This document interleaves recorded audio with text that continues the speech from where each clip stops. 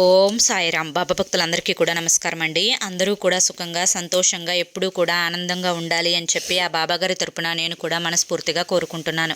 ఈరోజు బాబాగారు అందించే సందేశం ఏంటి అంటే కనుక, తల్లి నువ్వంటే వారికి చచ్చేంత ఇష్టం, నీతో ఏదో చెప్పాలంట. వారం రోజులుగా తిండి నిద్ర మానేసి నీ ఫోన్ కోసమే ఎదురు చూస్తూ ఉన్నారు. వారి పేరు ఇదే తల్లి, నేను పేరుతో సహా ప్రూఫ్స్తో సహా చెప్తాను అని చెప్పి ఏదో తెలియని సందేశంతో బాబాగారు మన ముందుకు వచ్చారండి. మరి ఆ సందేశం ఏంటో మీరు ఫుల్ వీడియో చూస్తేనే తెలుస్తుంది. కాబట్టి వీడియోని మీరు ఎక్కడా కూడా స్కిప్ చేయొద్దు, చివరి వరకు చూసే ప్రయత్నం చేయండి. అప్పుడే మీకు పూర్తి వివరాలు అర్థమవుతాయి. వీడియోలోకి వెళ్ళే ముందు చాలామంది కూడా చెప్పుకోలేనటువంటి సమస్యలతోటి సతమతమైపోతూ వాటిని ఎలా తీర్చుకోవాలో తెలియక ఇబ్బంది పడిపోతూ ఉంటారు. అటువంటి వారి కోసం శ్రీ షిరిడి సాయిబాబా ఆశీస్సులతో జ్యోతిష్యం చెప్పబడును గురూజీ శివరామరాజు గారు.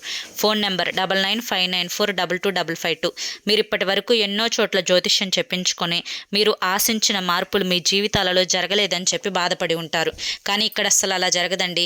మీ సమస్యలు ఏవైతే ఉన్నాయో, ప్రేమ, పెళ్లి, ఉద్యోగం, రాజకీయం, సంతానం లేక ఇబ్బంది పడుతున్నా, భార్యాభర్తల మధ్య గొడవలున్నా, అప్పుల సమస్యలున్నా, శత్రువుల సమస్యలున్నా, అవేంటో మీరు గురువుగారికి వివరించి చెప్పినట్లయితే వాటికి తగిన పూజలు చేసి గురువుగారు మీకు రోజులలోనే పరిష్కారాన్ని చూపిస్తారు. గురువుగారు చెప్పింది చెప్పినట్లు 100% జరుగుతుంది. నమ్మకంతో స్క్రీన్ మీద కనిపిస్తున్న నెంబర్కి అయితే కాంటాక్ట్ అవ్వండి. అంతేకాకుండా భార్యాభర్తల మధ్య వశీకరణ, స్త్రీ మరియు పురుషుల మధ్య వశీకరణ 100% జరపబడును. ఎటువంటి సంతాన సమస్యలకైనా కానీ గురువుగారి దగ్గర చక్కటి పరిష్కారం అయితే దొరుకుతుందండి. స్క్రీన్ మీద కనిపిస్తున్న నెంబర్కి అయితే వెంటనే కాంటాక్ట్ అవ్వండి. ఇక ఆలస్యం చేయకుండా మనం బాబాగారి యొక్క సందేశం ఏంటో తెలుసుకుందాం.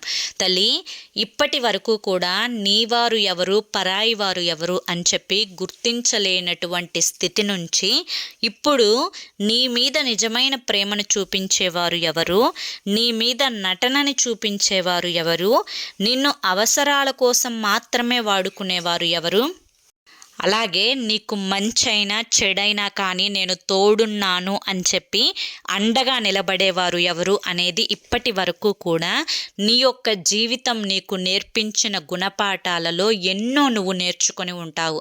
అయితే ఒక్కటే మాట, నీ కోసం కూడా, నీ యొక్క మాట కోసం, నీ యొక్క పని కోసం, నీ యొక్క పలకరింపు కోసం, నీ యొక్క ఫోన్ కోసం ఎవరో కాదు, నీకు ఇష్టమైన వారు, అలాగే నువ్వంటే వారికి చచ్చేంత ఇష్టాన్ని ఉంచుకొని కూడా వారు నీతో ఎన్నెన్నో చెప్పాలి అని అనుకొని కూడా కుదరక, సమయం అనేది ఇప్పుడు సరైనది కాదు అని చెప్పి ఆలోచించుకొని ఎన్నో రకాలుగా ప్రయత్నం చేసి వారు నీతో చెప్పాలనుకున్నటువంటి మాటలన్నింటినీ కూడా వారు బిగబట్టుకొని వారు నిద్ర కూడా మానేసి ఒక్కొక్కసారి నీ గురించి తలుచుకొని ఆలోచించుకొని తిండి కూడా మానేసి మనసంతా కూడా గందరగోళమైన స్థితిలో ఉంచుకొని చచ్చేంత ప్రేమ నీ మీద ఉన్నా కూడా ఏ విధంగా ఆ ప్రేమను చూపించాలో కూడా అర్థం కాక వారు చాలా వరకు కూడా డిప్రెషన్లోకి వెళ్తున్నారు అని చెప్పి చెప్పుకోవచ్చు. అసలు ఆ వ్యక్తి ఎవరు, ఎందుకు నువ్వంటే వారికి ఇంత చచ్చేంత ఇష్టం, నీతో ఏం చెప్పాలి అనుకుంటున్నారు, అలాగే నీ ఫోన్ కోసం ఎందుకు ఎదురు చూస్తున్నారు అనేది కూడా చెప్తాను. జాగ్రత్తగా విను తల్లి. ఎందుకు అంటే ఇది అందరికీ వర్తించే విషయం అయితే కాకపోవచ్చు, కానీ కొంతమందికి 100లో ఒక 50-40% మందికి వర్తించే విషయం. ఎందుకంటే కొంతమంది జీవితాలు అనేవి ఏ విధంగా ఉంటాయి అంటే కనుక, వారికి నచ్చినట్లు కాకుండా కొన్ని పరిస్థితుల కారణంగా వారికి నచ్చని పనులు కూడా చేసుకుంటూ జీవితంలో అడుగు ముందుకు వేయవలసి వస్తుంది. అలాగే వారికి నచ్చని జీవితంలోకి అడుగు పెట్టినప్పుడు వారి యొక్క జీవితం అనేది ఇంతే, ఇంకా వాళ్ళు అనేవారు వీరే, ఇక వీరితోటే నా జీవితం ముడిపడి ఉంటుంది, వీరిని జాగ్రత్తగా చూసుకోవాలి, వీరిని ప్రేమగా చూసుకోవాలి, వీరికి అండగా నిలబడాలి, వీరికి సపోర్టుగా ఉండాలి అని చెప్పి ప్రతిదీ కూడా ఆలోచించుకొని కొంత మానసిక పరిస్థితిని అనేది ఆ యొక్క పరిస్థితులకు అనుకూలంగా సిద్ధం చేసుకొని చాలా వరకు కూడా జీవితంలో కొన్ని ఇష్టం లేనివి కూడా మనస్సు చంపుకొని చేసేవారు చాలామంది ఉంటారు. అలాగే నీ జీవితంలో కూడా ఈ యొక్క వివాహ బంధం ఏదైతే ఉందో ఆ వివాహ బంధం అనేది నీ యొక్క పరిస్థితులలో నీకు నచ్చినప్పుడు నీకు నచ్చిన విధంగా జరిగినది కాదు. అయితే నువ్వు గతంలో ఎవరినైతే ఎక్కువగా ప్రేమించావో, ఎవరినైతే పెళ్లి చేసుకుందాము అని అనుకున్నావో, ఎవరితోనైతే నీ యొక్క జీవితాన్ని పంచుకోవాలి అని చెప్పి నువ్వు సిద్ధపడి నీ మనసుని సిద్ధం చేసుకున్నావో, కొన్ని కారణాల వల్ల, కొన్ని పరిస్థితుల వల్ల అవన్నీ కూడా పక్కన పెట్టేసి ఇంట్లో వారు కుదిర్చిన వివాహానికి తల దించుకొని నువ్వు తాళి కట్టించుకున్నావో, అప్పటి నుంచి నీ మనస్సులో నేను ఇష్టపడిన వ్యక్తిని దూరం పెట్టాను, నేను ఇష్టపడ్డ వ్యక్తితో నా జీవితం ముడిపడి లేదు, నేను ఇష్టపడ్డ వ్యక్తితో నా జీవితాన్ని నేను పంచుకోలేకపోయాను అని చెప్పి ఎన్నో రకాలుగా బాధపడుతూ అయినా కానీ జరిగిందేదో జరిగిపోయింది, కానీ నా యొక్క కుటుంబం ఇప్పుడు నాకు ముఖ్యం, నా భర్త నాకు ముఖ్యం, నా బిడ్డలు నాకు ముఖ్యం, ఇప్పుడు ఏదైతే జరుగుతూ ఉందో ఇదే ఈ యొక్క జీవితమే నాది అని చెప్పి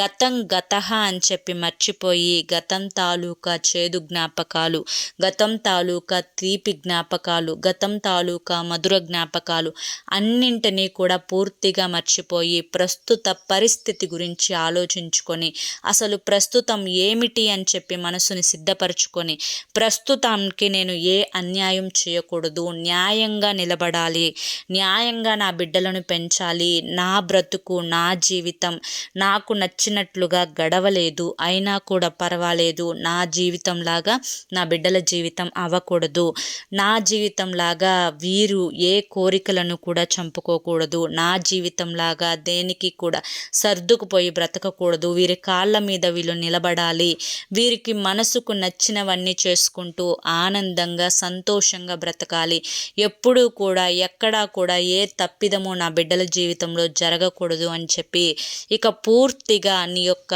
గతం తాలూకా జ్ఞాపకాలను విడిచిపెట్టి ప్రస్తుత కాలంలో నీ జీవితం మీద చాలా వరకు శ్రద్ధను చూపిస్తూ ఉన్నావు. అలాగే న్యాయంగా నిలబడుతున్నావు, న్యాయంగా నీ యొక్క జీవితానికి ఒక అర్థాన్ని ఏర్పరచుకుంటున్నావు. అయితే ఇప్పుడు ఏదైతే ఉందో అది నువ్వు చాలా వరకు కూడా సరైన మార్గాన్ని ఎంచుకున్నావు, సరైన దారిలోనే వెళ్తున్నావు, ఎక్కడ ఏ తప్పు కూడా జరగకుండా చూసుకుంటూ ఉన్నావు. కాకపోతే ఎవరైతే నువ్వు ఎన్నో కష్టాలు పడి ఎంతో డిప్రెషన్ నుంచి బయటకు వచ్చి ఎంతో ప్రేమించిన వ్యక్తి గురించి ఆలోచించి మానసికంగా మనసుని చంపుకొని మళ్ళీ ఇప్పుడున్నటువంటి పరిస్థితులకు తగ్గట్లుగా నీ మనసుని సిద్ధపరచుకొని దానికి తగ్గట్లుగా నీ యొక్క మనసుని నువ్వు తయారు చేసుకోవడానికి నీకు దాదాపుగా చాలా సమయం పట్టింది.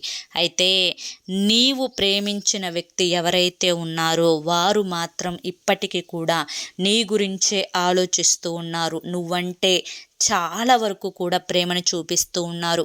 నీ పేరు గురించి తలుచుకుంటే వారి కళ్ళల్లో నీరు తిరుగుతూ ఉన్నాయి.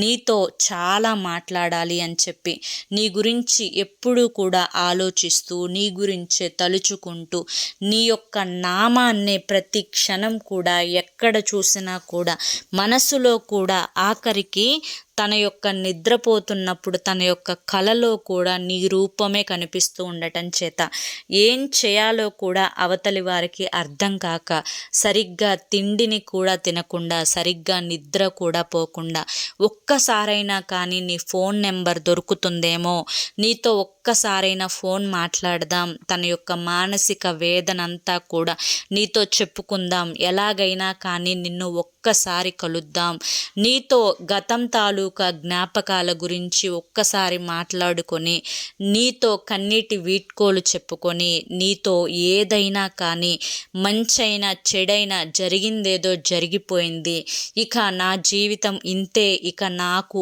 ఆ యొక్క మనసుకు నచ్చిన కోరిక ఈ జన్మకు తీరలేదు అని చెప్పి తను చాలా వరకు కూడా బాధపడుతూ కృంగిపోతూ కృషించిపోతున్నాడు అని కూడా చెప్పొచ్చు అనమాట.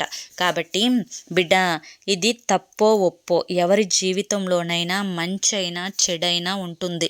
కొంతమంది తెలిసి చేస్తారు, కొంతమంది తెలియక చేస్తారు. ఏది ఏమైనప్పటికీ కూడాను ఈ ప్రేమ అనేది ఉండేది చూసారా, ఈ ప్రేమ అనేది కొన్ని జన్మల బంధం. ఈ యొక్క జన్మల బంధం అనేది అంత తేలికగా నువ్వు వద్దు అనుకుంటే పోయేది కాదు, అలాగే నువ్వు కావాలి అనుకుంటే వచ్చేది కాదు. కొంతమందిని ఎంత ప్రేమించినా కూడా అవతలి వారు కన్నెత్తి కూడా చూడరు. మరి కొంతమంది ప్రాణం పోయినా కూడా విడిపోము అని చెప్పి అనుకుంటారు, కానీ విడిపోవాల్సిన పరిస్థితులు వస్తాయన్నమాట. అటువంటప్పుడు మానసికంగా ఆ యొక్క మనసుని వారు చంపుకోలేకపోతారు. శారీరకంగా మరొకరి దగ్గరికి వెళ్ళి వివాహం అనే బంధాన్ని ఏర్పరచుకున్నా కానీ మానసికంగా మాత్రం వారిని తలుచుకుంటూ వారితోనే జీవనం చేస్తున్నట్లుగా గడుపుతూ ఉంటారు. ఇలా ఈ యొక్క ప్రేమలో సక్సెస్ అయిన వాళ్ళు చాలామంది ఉన్నారు, ఫెయిల్ అయిపోయిన వాళ్ళు చాలామంది ఉన్నారు. ఏది ఏమైనప్పటికీ కూడాను తలరాత విధి వ్రాత అనేది ఒకటి రాసి పెట్టి ఉంటుంది. అందులో ఎవరికైతే ముడిపెట్టాలని భగవంతుడు రాశాడో వారితోనే ముడిపడుతుంది తప్ప ఇక్కడ అనుకున్నవన్నీ జరిగి కోరుకున్న వాళ్ళనే చేసుకొని నచ్చిన జీవితాన్నే గడుపుతూ కష్టాలు లేకుండా చేసుకుంటే ఇక భగవంతుడు ఎందుకు గుర్తొస్తాడు తల్లి? కాబట్టి ఇక్కడ నీ కోసం ఎవరైతే చచ్చేంత ఇష్టాన్ని చూపిస్తున్నారో, ఎవరైతే నీతో మాట్లాడాలి అనుకుంటున్నారో, ఎవరి గుండె అయితే నీ పేరు ఎత్తితే ముక్కలుగా మారుతుందో అతని పేరు ఏంటో నీకు ప్రత్యేకంగా చెప్పాల్సిన అవసరం లేదు కదా. అతను నీ కోసం ఎంత పరితపించిపోతున్నాడో నేను నిజంగా నీకు కళ్ళకు కట్టినట్లుగానే వివరించాను అనుకుంటున్నాను. కానీ ఒక్కసారి మరొకరితోటి నీకు ముడిపడిన తర్వాత నీ యొక్క మనసుని చంపుకోక తప్పదు. అలాగే నీ జీవితంలో గతం గతహ అని చెప్పి మర్చిపోక తప్పదు.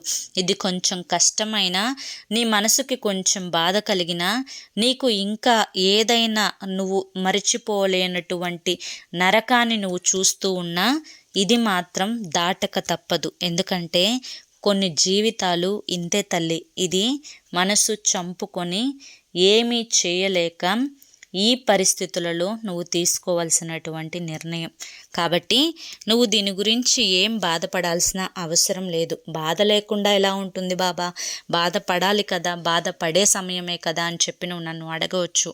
కానీ బాధపడటం వల్ల నువ్వు సాధించేది ఏదీ లేదు. మానసికంగా చాలా కృంగిపోతున్నావు, మానసికంగా ఎంతో వేదన నువ్వు అనుభవిస్తున్నావు, ఎవరితో కూడా చెప్పుకోలేవు, ఎవరితో కూడా పంచుకోలేవు అని నీకు నాకు తప్ప ఈ విషయం ఎవ్వరికీ కూడా తెలియదు అని కూడా నాకు బాగా తెలుసు.